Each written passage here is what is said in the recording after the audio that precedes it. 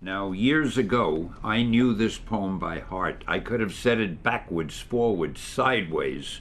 Right now, just to play safe, I Googled it from the internet and I've got it in front of me.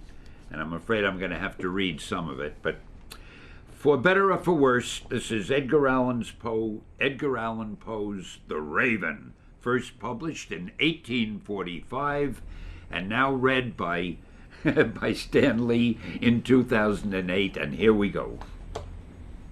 Once, upon a midnight dreary, while I pondered, weak and weary, over many a quaint and curious volume of forgotten lore, while I nodded, nearly napping, suddenly there came a tapping, as of someone gently rapping at my chamber door.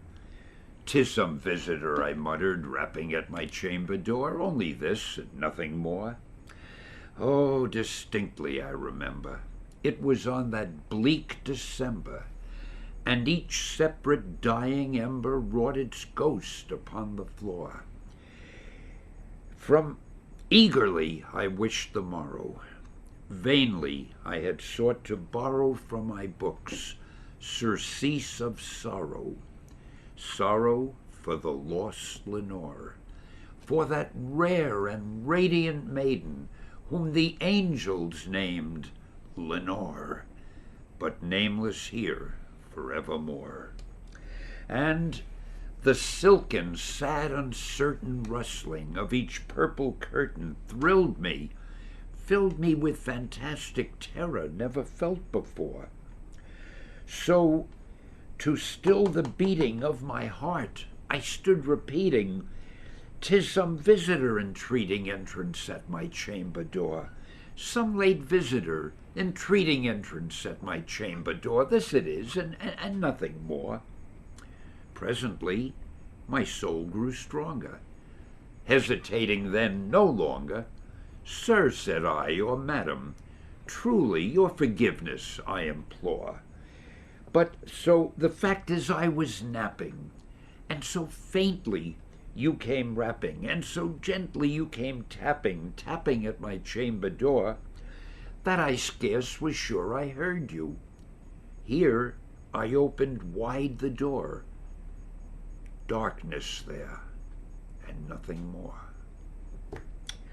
Deep into that darkness peering, long I stood there, wondering, fearing, doubting, dreaming dreams no mortal ever dared to dream before.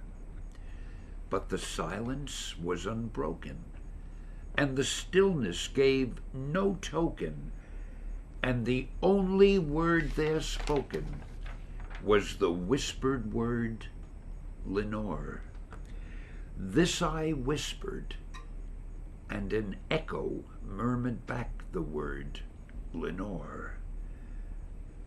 Merely this, and nothing more. Back into the chamber turning, all my soul within me burning, soon again I heard a rapping, somewhat louder than before.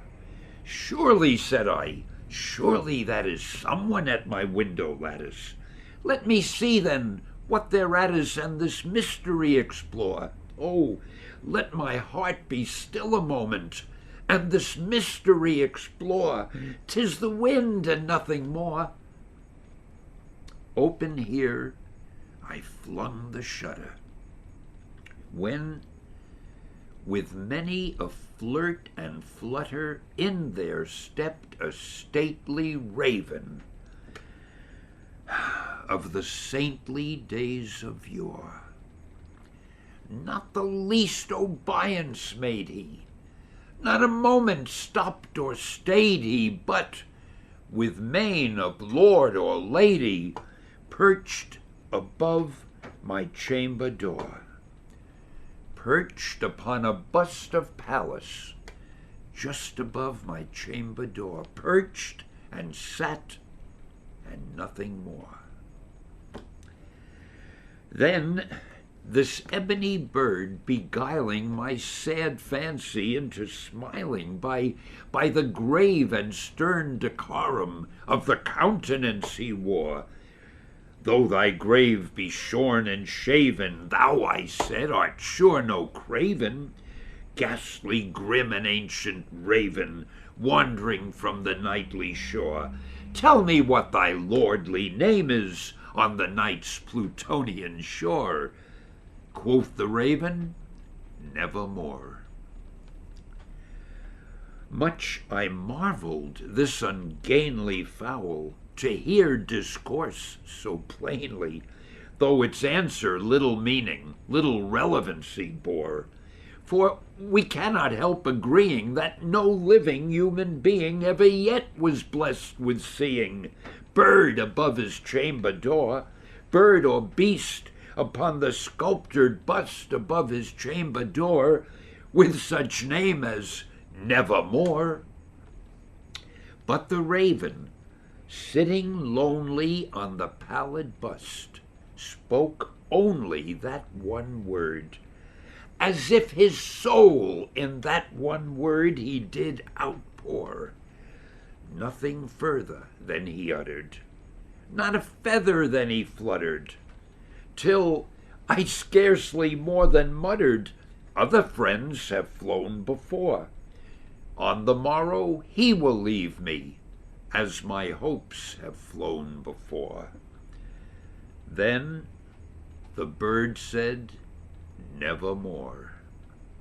Startled at the stillness broken by reply so aptly spoken, doubtless, said I, what it utters is its only stock and store, caught from some unhappy master, whom unmerciful disaster followed fast and followed faster, till his songs one burden bore, till the dirges of his hope that melancholy burden bore, of never, nevermore. But the raven, still beguiling my sad soul into smiling, straight I wheeled a cushioned seat in front of bird and bust and door. Then upon the velvet sinking, I betook myself to linking fancy unto fancy, thinking what this ominous bird of yore, with this grim, ungainly, ghastly, gaunt, and ominous bird of yore, what it meant in croaking, nevermore.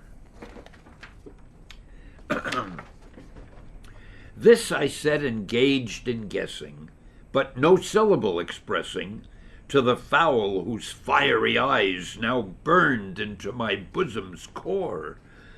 This and more I set divining, with my head at ease reclining on the cushion's velvet lining that the lamplight floated o'er, but whose velvet violet lining, with the lamplight gloating o'er, she shall press, nevermore. Then methought the air grew denser, perfumed from some unseen censer, swung by seraphim whose footfalls tinkled on the tiled floor. Wretch, I cried, thy God hath lent thee, by these angels he hath sent thee respite, respite and nepenthe from these memories of Lenore. Quaff, oh quaff this kind nepenthe, and forget I lost Lenore. Quoth the raven, nevermore. Prophet, said I, thing of evil, prophet still, if bird or devil, whether tempter sent, or whether tempest tossed thee here ashore, desolate yet all undaunted, on this desert land enchanted, on this home by horror haunted, tell me truly, I implore, is there balm in Gilead? Tell me, I implore. Quoth the raven, nevermore.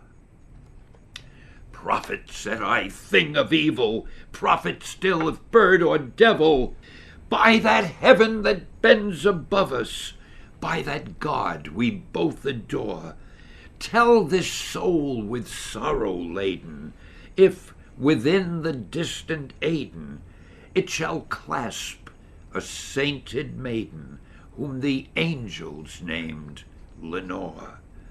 Clasp a rare and radiant maiden, whom the angels named Lenore. Quoth the raven, nevermore. Well, be that word our sign of parting, bird or fiend, I shrieked, upstarting. Get thee back into the tempest and the night's Plutonian shore.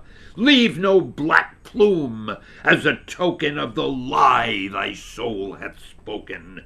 Leave my loneliness unbroken. Quit that bust above the door. Take thy beak from out my heart, and take thy form from off my door. Quoth the raven, nevermore. And the raven, never flitting, still is sitting, still is sitting on that pallid bust of Pallas just above my chamber door. And his eyes have all the seeming of a demon's that is dreaming, and the lamplight o'er him streaming throws his shadow on the floor. And my soul, from out that shadow that lies floating on the floor, shall be lifted nevermore. Hey, true believers, this is Stan Lee. I want to wish you all a happy Halloween. Excelsior!